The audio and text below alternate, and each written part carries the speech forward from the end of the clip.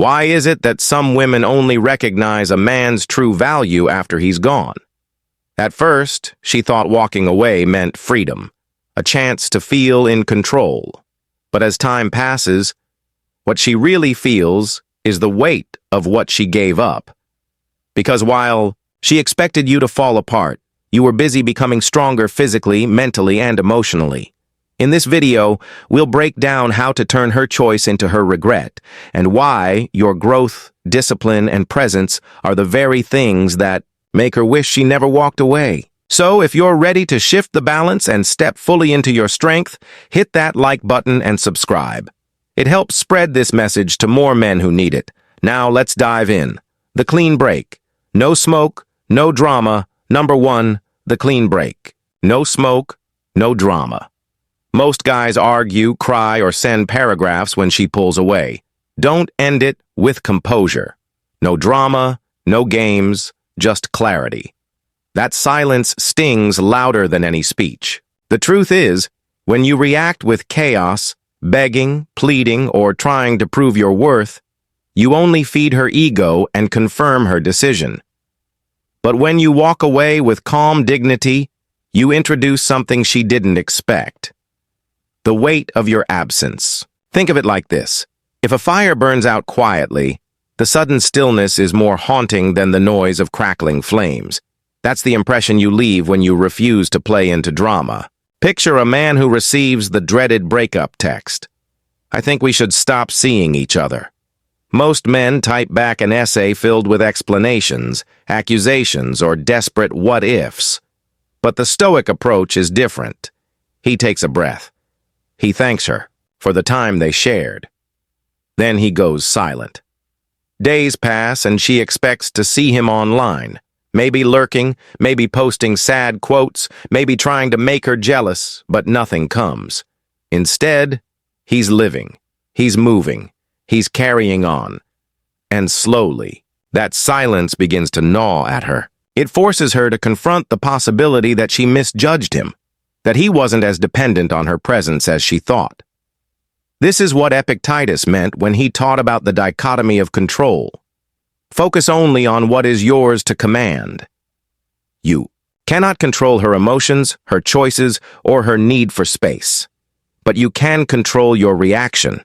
And when you choose silence over chaos, clarity over confusion, you demonstrate real power. You show that your peace of mind is not for sale, that you don't need her approval to validate your worth. What happens then? Her imagination does the work for you. The human mind hates empty spaces. It fills them with questions. Why didn't he fight? For me? Does he care at all? Has he already moved on? And here's the paradox. By not trying to make her regret it, you actually plant the seed of regret. That's the clean break. No smoke, no drama, just a quiet strength that lingers in her memory long after you've walked away.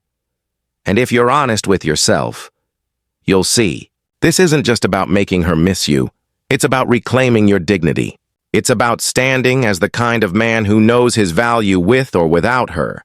That's the energy she'll never forget, and the reason she'll eventually wish she never walked away. Upgrade season. Pain into power. Number 2, upgrade season. Pain into power. Heartbreak can destroy a man or forge him. Hit the gym, build skills, refine your style, elevate your finances. Use the pain as fuel. Marcus Aurelius said, "What stands in the way becomes the way." Her leaving isn't your downfall. It's your launchpad. But here's the thing. Most men don't realize. Pain is raw energy. It will either consume you or it will sculpt you into someone unrecognizable in the best way possible. The difference lies in whether you choose to let the pain break you or you choose to turn it into momentum. Think about it. Every sleepless night, every unanswered question, every time you catch yourself staring at old photos, those are sparks. Most men waste them, drowning in alcohol, chasing rebounds, or numbing themselves with distractions. But the man who embraces Stoic discipline sees pain as a tool.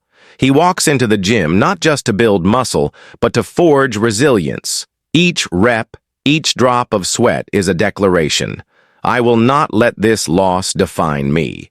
Imagine her scrolling through her feed weeks later expecting to see you still sulking, only to find you leaner, sharper, and more focused than ever. That image alone flips the script.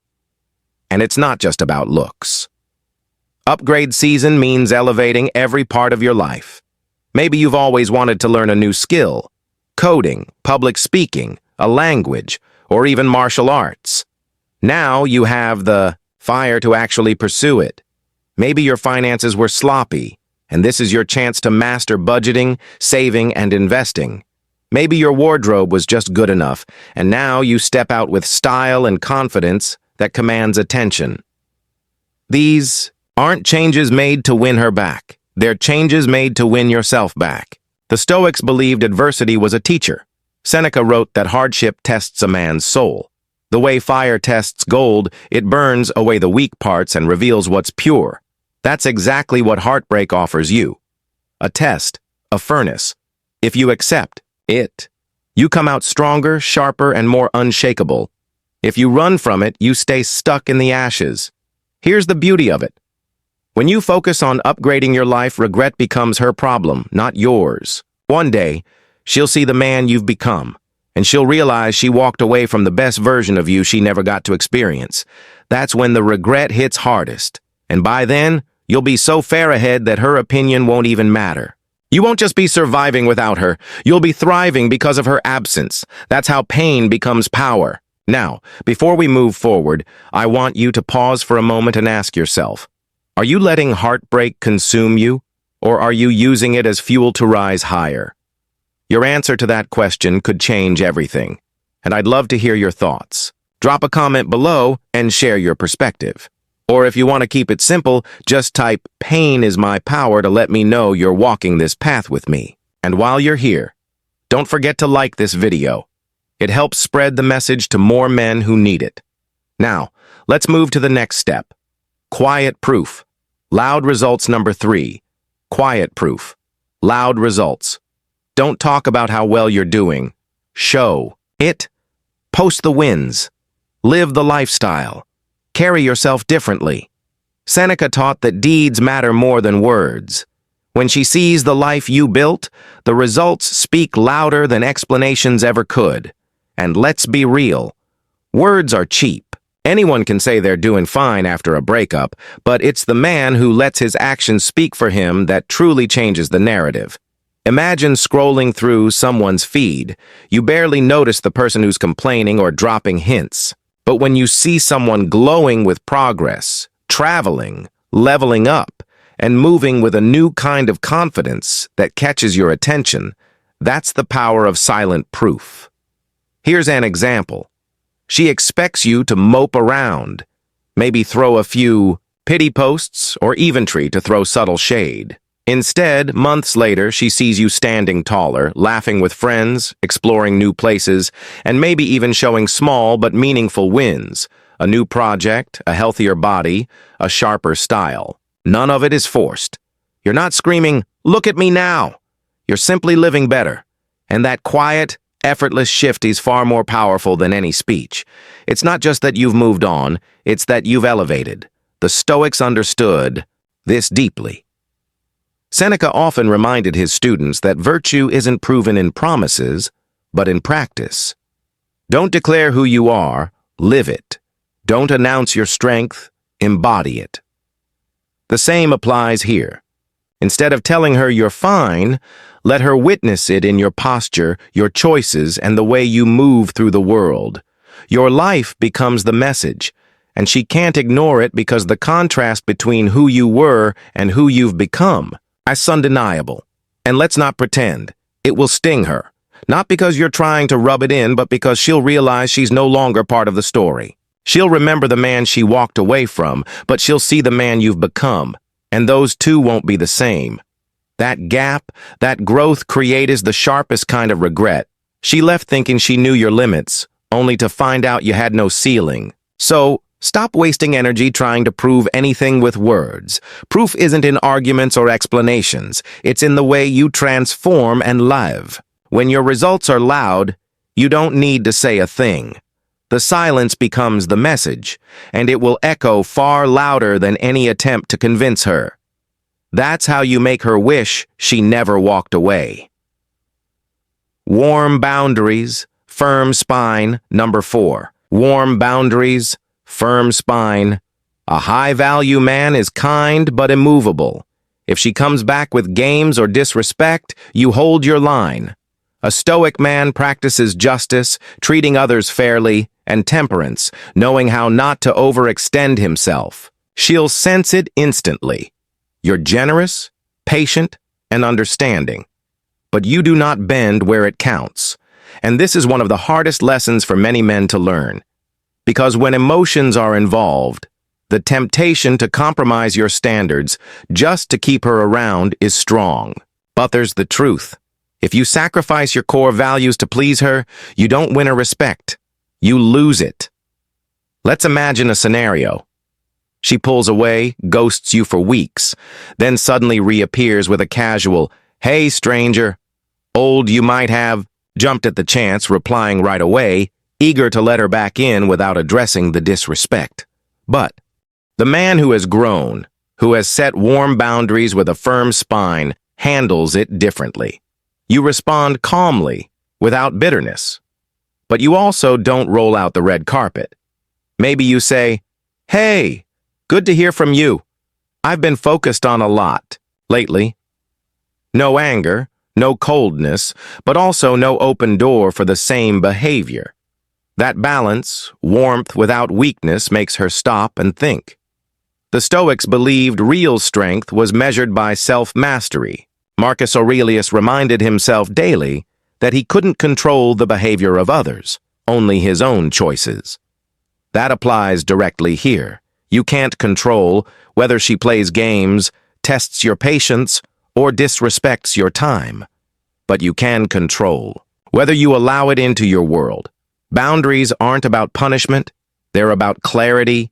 They communicate. I value you, but I value myself too. If you want access to me, it has to be on respectful terms. And paradoxically, this is what makes you more attractive.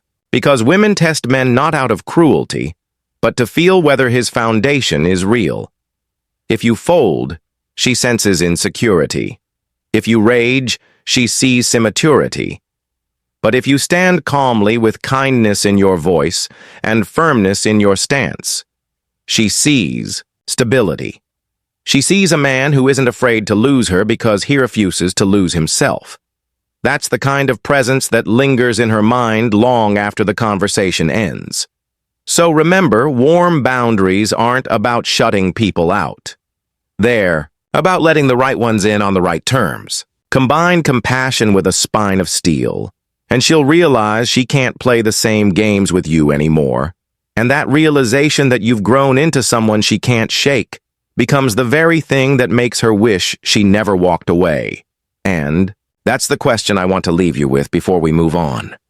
When was the last time you held your line, even when it was tempting to bend just to keep someone close? Reflect on it because those moments reveal whether you're living by your values or someone else's.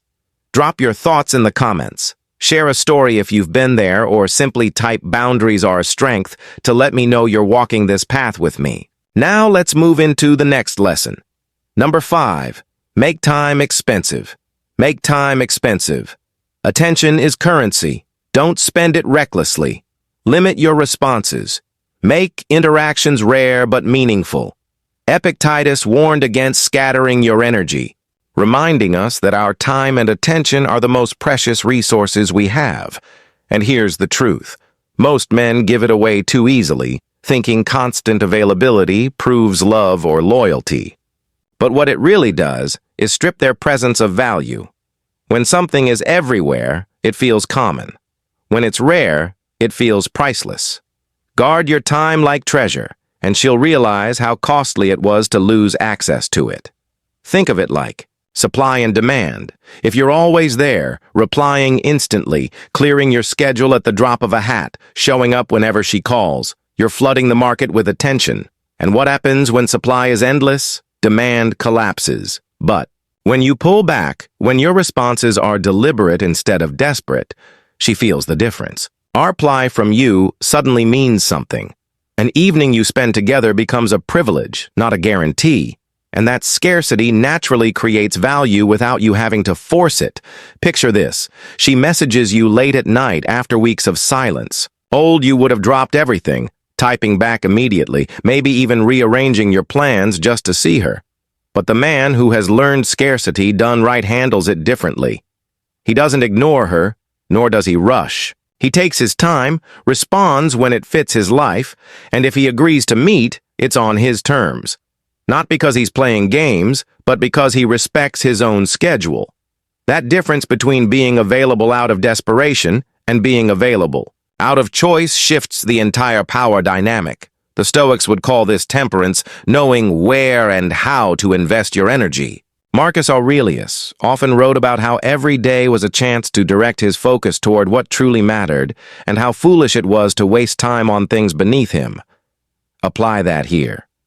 When you give your time away carelessly, you're signaling that your life has no mission, no higher calling.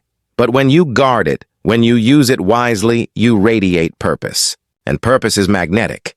Eventually, she'll notice. She'll remember the days when she had unrestricted access to your attention and compare it to now, where your presence feels scarce, intentional, and valuable. That contrast alone can spark regret, because it forces her to realize she once had something she can no longer take for granted. And by then, you won't just be harder to reach, you'll also be harder to forget. That's how you make time expensive the right way.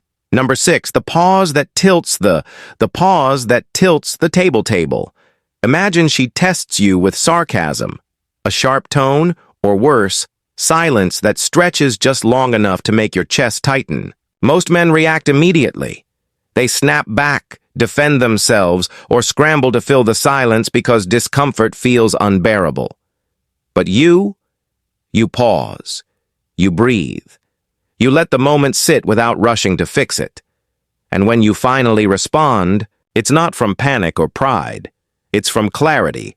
Sometimes that means answering calmly hours later. Sometimes it means not answering at all. That pause alone tilts the entire table because it proves one thing. You are not controlled by her moods. In most relationships, whoever controls the tempo controls the dynamic. If she pushes and you immediately push back, she sets the rhythm. If she goes quiet and you instantly flood her with messages, she owns the silence. But when you pause, you reclaim the tempo. Suddenly, she has to sit in her own words, her own test, her own silence, and wonder what's going on in your mind.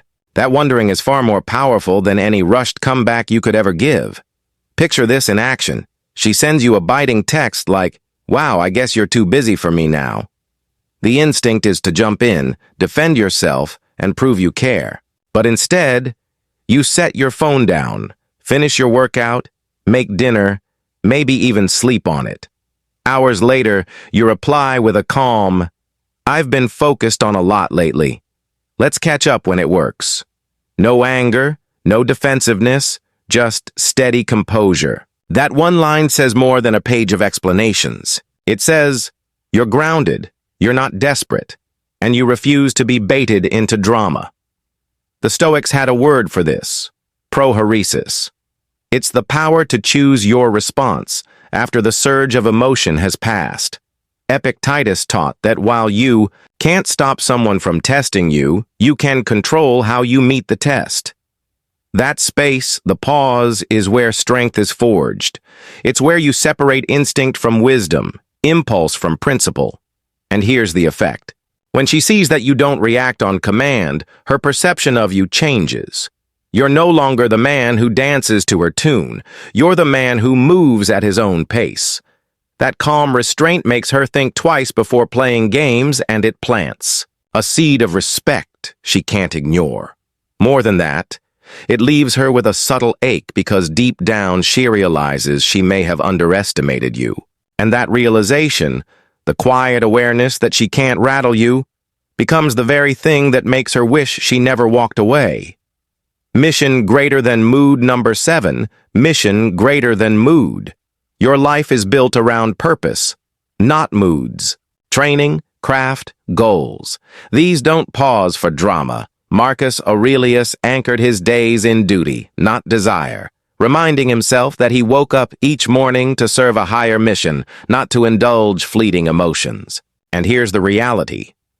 When a man lives by mission, not by mood, he becomes unshakable. His energy doesn't swing based on whether she texts back, whether she's affectionate today or distant tomorrow. He's steady because his compass points towards something bigger than her approval. And paradoxically, that very steadiness is what draws her back into his orbit. Let's break this down. Most men let a woman's mood dictate their own. If she's cold, they panic. If she's warm, they relax. If she pulls away, they chase. Their entire emotional state orbits around her, and in doing so, they hand her all the power. But the man of mission operates differently. His training doesn't stop because she's upset. His work doesn't lose focus because she's testing him. His goals don't get paused because she's giving him silence. He keeps moving forward, grounded in what matters most: his craft, his health, his growth, his legacy. Imagine she pulls back, expecting you to spiral, to beg for answers. But instead, you're up at 6 a.m. hitting the gym, learning a new skill, building a business, or pushing forward in your career. She checks your social media, expecting passive-aggressive posts or sad quotes, but instead sees you progressing focused, consistent, moving with quiet intensity. She realizes she doesn't have the power she thought she had, and that realization, it shifts everything. The Stoics would call this alignment with nature, living in harmony with what is within your control and refusing to be ruled by external whims. Seneca once wrote that to be everywhere is to be nowhere. That means scattering yourself across other people's moods and demands robs you of focus. But when you harness your attention, when you build your days around what's lasting and meaningful, you radiate gravity. You stop chasing and start attracting. And here's the twist. Women are drawn to men who have a center of gravity stronger than their own emotions. A mission makes you that man. It makes her feel the pull even when she's far away. Because when she sees you orbiting something greater than her, your discipline, your vision, your purpose, she realizes she's not the axis of your world. And oddly enough, that's when she wants to be pulled back into it. That's when regret creeps in, because she remembers the man she left was good, but the man you've become is untouchable. Think about this for a moment. Are you living by moods or by mission? One will keep you stuck in cycles of reaction. The other will pull you forward no matter who stays or leaves. A Stoic doesn't let fleeting emotions steer the course he builds from a place of clarity and discipline. Now, I want to hear from you. What's one area of your life where you could shift from mood to mission? Drop your thoughts in the comments below. Or if you want to keep it simple, just type mission over mood. Your reflection might be the spark another man needs to hear. Number 8, new orbit, new gravity. New orbit, new gravity. Expand your circle. Mentors, peers who challenge you, women who admire your discipline. This isn't about flexing, it's about leveling up your environment. A man's orbit is defined by who surrounds him. And when you elevate the people in your life, you inevitably elevate yourself. The truth is, we often underestimate how much our circle shapes us. If you spend time around those who settle, complain, or indulge in mediocrity, you'll get pulled into that orbit. But if you surround yourself with ambitious peers, wise mentors, and even women who respect and admire your discipline, you create a new gravity. One that naturally pulls others, including her, to take notice. Picture this. Before the breakup, your life revolved mostly around her. Plans, energy, even goals, everything bent around her mood. But after she leaves, you decide to expand your universe. You join a mastermind group, start training with people who are stronger and more focused than you, or network with those who are further along the path you want to walk. You enter rooms that challenge you instead of comfort you.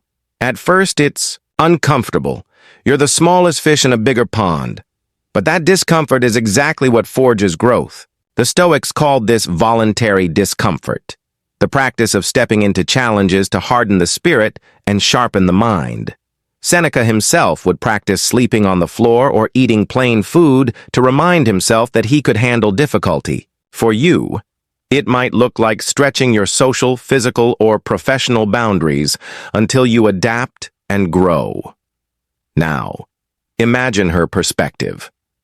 She looks back, expecting the same man she once knew, the one who revolved around her world. But instead, she sees you with a new circle, a new energy. Your photos, your conversations, your presence, it all feels different. You're not trying to prove anything. Yet, your new gravity speaks louder than words. She notices that other people value your time, that women respect your discipline, that mentors invest in you, and that peers treat you as someone worth sharpening themselves against. Suddenly, you're no longer the man she left. You're part of a much larger orbit that she doesn't belong to anymore. That distance burns. And here's the deeper layer. This shift isn't about showing her anything at all. It's about building a life so rich and full that her absence doesn't create a void. It creates space for better energy to flow in. That's what makes you magnetic. The man who embraces discomfort, sharpens himself, and surrounds himself with excellence, builds a presence that can be felt from afar. And when she feels that pull, the new orbit you've created, it stirs regret because deep down she'll realize she underestimated how far your gravity could reach once you stepped out of hers. Release to rise. Number 9. Release to rise. Bitterness keeps you chained. Release her. Forgive silently and keep building. At first, that might sound impossible. After all, when someone you loved walks away, the sting of rejection lingers. Most men hold on to that bitterness like a badge, replaying old arguments in their heads, clinging to what-ifs or waiting for the perfect chance to prove she was wrong. But here's the irony. The more you hold on to anger, the more you keep her close. Not physically, but mentally. She still owns your energy, still occupies your thoughts, still dictates how you move. True freedom begins when you release her. Not in words, not in dramatic speeches, but insolent forgiveness. That's when you rise. The Stoics had a powerful practice called the view from above. Marcus Aurelius often wrote about zooming out, imagining himself looking at the earth from a bird's eye view, then further until even Rome itself was a dot against the vastness of the cosmos. In that perspective, personal drama shrinks. The fights, the heartbreak, the games, all of it becomes small when compared to the larger purpose of life. Apply that here. When you zoom out, you realize that her leaving isn't the end of your story. It's a paragraph in a much greater book, and that book is still being written by you. Picture a man who after his breakup spends months scrolling through her posts, obsessing over who she's with and plotting ways to make her regret it. He's trapped, living in reaction to her instead of action for himself. Now, picture another man. He acknowledges the hurt, sits with it, then releases it. Not by announcing it, not by pretending it didn't matter, but by forgiving her in silence and choosing to move forward. He invests that energy into building, creating, and growing. He steps into the gym, into his craft, into his mission. Slowly, his life becomes fuller, his presence calmer, and his peace undeniable. That's release. That's rising. And here's where the shift happens. When she senses you've truly let go, not pretending, not playing games, but actually moved on, it unsettles her because she expected you to stay chained to the past. She expected her absence to haunt you. Instead, she finds that you're lighter, freer, and building something greater without her. And that weight, the weight of realizing she no longer anchors your thoughts, is what presses on her heart. That's when the regret sets in. Release is not weakness, it's power. Forgiveness isn't for her, it's for you. It clears the path so you can walk lighter, faster, further. And by the time she feels the weight of her choice, you'll already be too high to be pulled back down. That's the beauty of letting go. You don't just move on, you rise. And now pause and ask yourself, are you holding on to anything that's still chaining you? Maybe it's an old argument. Maybe it's the silent wish that she'll see you winning and come crawling back. Whatever it is, recognize that as long as it lingers, it's not her who keeps you stuck. It's you. True release is an inside job, and it's the quiet decision to let go that sets you free. So, take a moment to reflect. What weight can you finally drop today? Let me know in the comments below. Your reflections might be the spark another man needs. Number 10. If she returns, lead, don't. If she returns, lead, don't lean. If she circles back, don't fall into old patterns. This is where most men stumble. They get caught up in the rush of her return. Blinded by the relief that she finally came back, they lean in too quickly, trying to recreate what was lost. And in doing so, they hand her the power all over again. But a high-value man doesn't lean, he leads. If she comes back, you slow things down. You set the pace. You raise the standards. You don't let nostalgia override the lessons you've learned. Think of it like this. She didn't leave by accident. Something in her, whether pride, immaturity, or uncertainty, made her walk away. And if she returns, it's not proof that everything has changed. It's a test. You need to see if her actions now align with what she says. If her consistency matches her words. For example, if she says, "I miss you and I want to try again," you don't immediately throw open the door. Instead, you observe. Is she putting in effort? Is she respecting your boundaries this time? Is she showing up with the same consistency she expects from you? This is where Stoicism gives you an edge. The practice of premeditatio malorum, the premeditation of misfortune, teaches us to prepare for all possible outcomes. A Stoic man knows she may stay, but she may also leave again. Either way, he remains unshaken because his foundation is no longer built on her presence. If she stays, she must rise to meet his standards. If she leaves again, he continues forward on his mission, unchanged and undisturbed. That's the power of being anchored in yourself. Picture her trying to rekindle things, expecting the old version of you, the man who would chase, overinvest, and bend to her moods. Instead, she finds someone different. She finds a man who takes his time, who listens, but doesn't rush, who treats the relationship not as a prize he's desperate to win back, but as a possibility that must earn its place in his life. That composure alone unsettles her because it makes her realize she's not dealing with the same man she once left behind. And here's the secret. Whether she stays or not, you win. Because your power doesn't come from her decision, it comes from your discipline. You're no longer a man waiting to be chosen. You are a man who chooses, and that shift, the quiet authority of a man who leads instead of leans, is exactly why she'll never forget you. When you show her that you don't need her to remain whole, she will feel the weight of her choice more than ever. And if she regrets walking away, it won't be because of what you said. It will be because of who you've become. And that conclusion, brother, is the truth. When you choose calm over chaos, growth over desperation, and purpose over pleading, you stop being just another man she once knew. You become the man she remembers, the man whose silence carries more weight than any words. Whether she regrets walking away or not is no longer your concern, because by then you'll be too focused on building a life she no longer has access to. That's the real power. That's the Stoic path. If this video gave you something to think about, even just one perspective that hit home, go ahead and tap that like button. Drop a comment below and share which part spoke to you the most, or simply type, "My silence is power to let me know you're walking this path with me." And don't forget, there are more videos on screen right now to help you keep growing stronger, calmer, and unshakable. Click one and keep leveling up.